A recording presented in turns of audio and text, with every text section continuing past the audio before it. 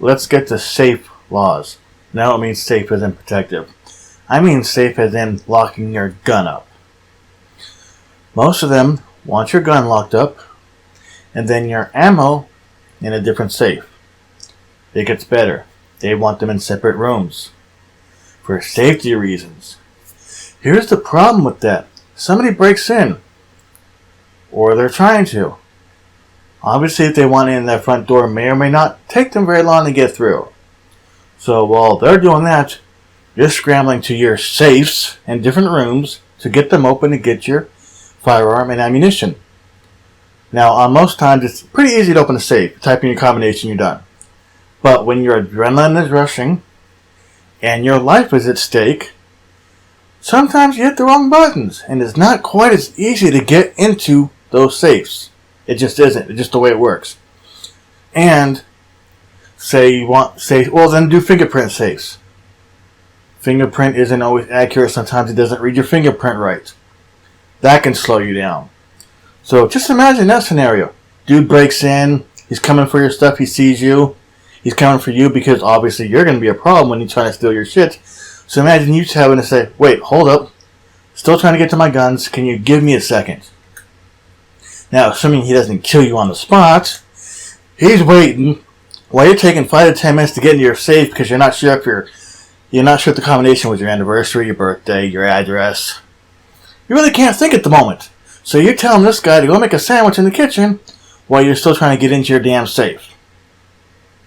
This has nothing to do with you being safe. Anti-gunners just don't think logically when it comes to guns. For some reason, they think they just automatically go off. And some has to do with children. They say, well, keep away from your children. You need to say to keep away from your children.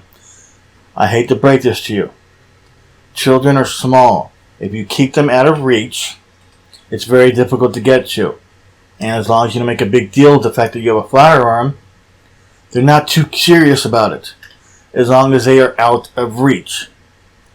My guns, they're in reach of me at all times no matter what, because I actually want to live if somebody breaks in. I know you don't like that idea, but I actually want to live. It's a little weird, I know, I get it.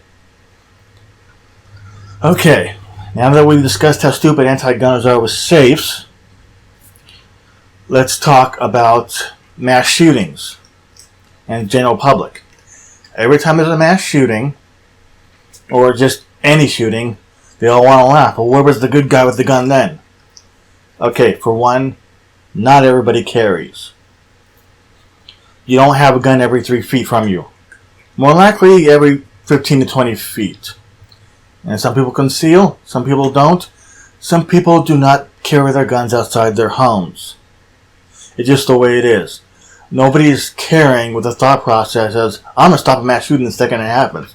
No, most people with a gun, the thought process is, I have this thing to defend my life and possibly people around me if they can't and something arises. That's just the way it is.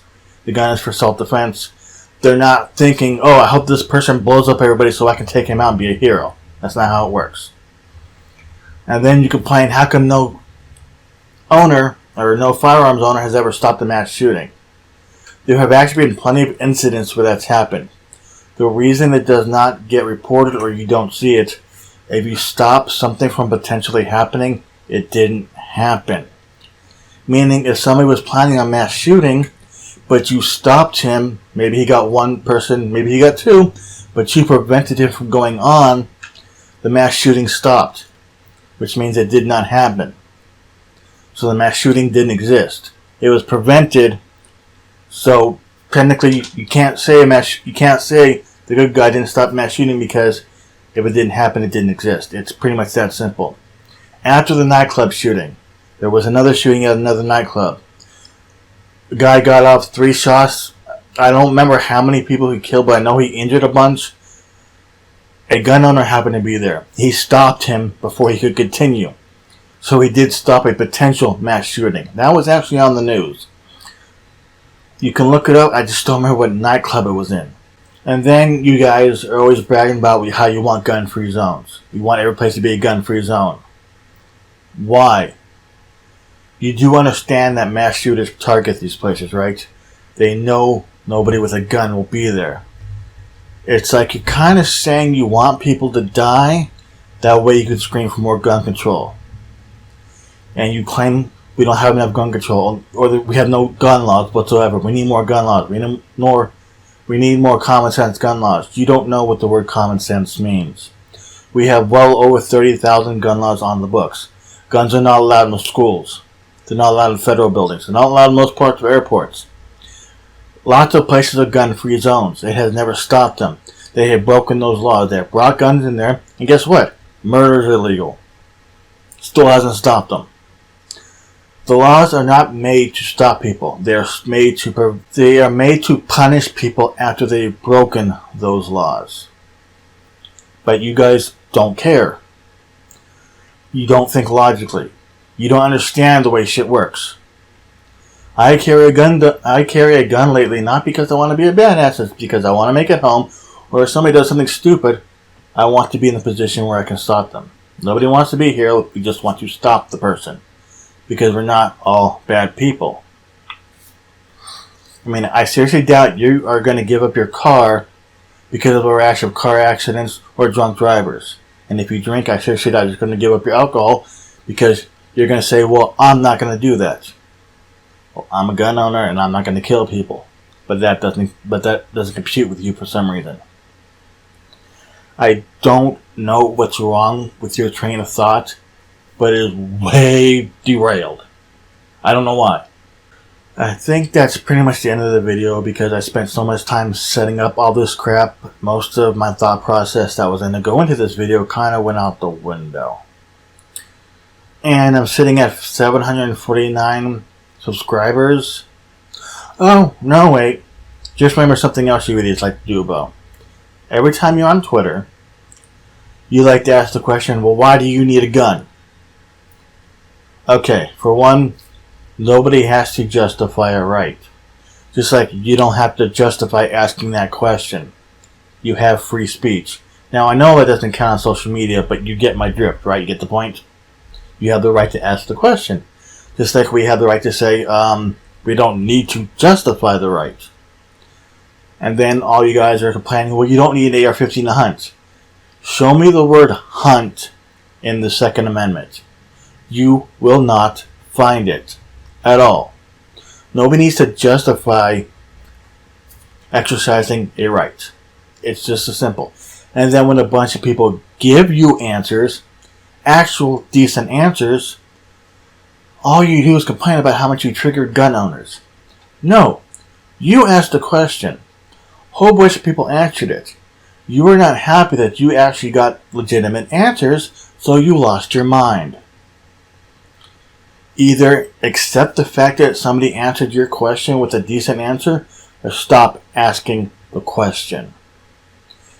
And when you say nobody needs a gun inside a civilized society, we have people who murder, we have people who assault, we have people who steal things that's not their property, we have people who commit all kinds of heinous crimes.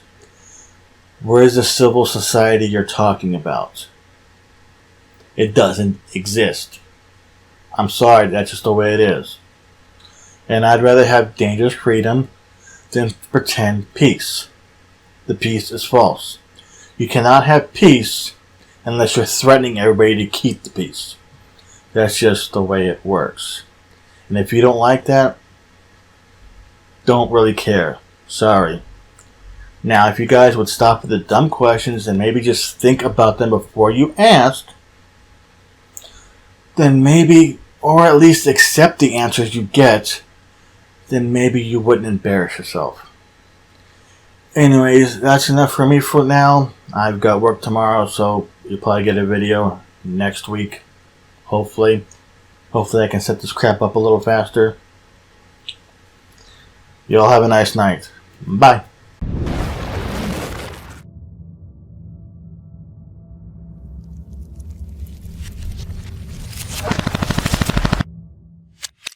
You cannot invade the mainland United States. There would be a rifle behind every blade of grass. Isoroku Yamamoto. Now, you've just watched another video by Running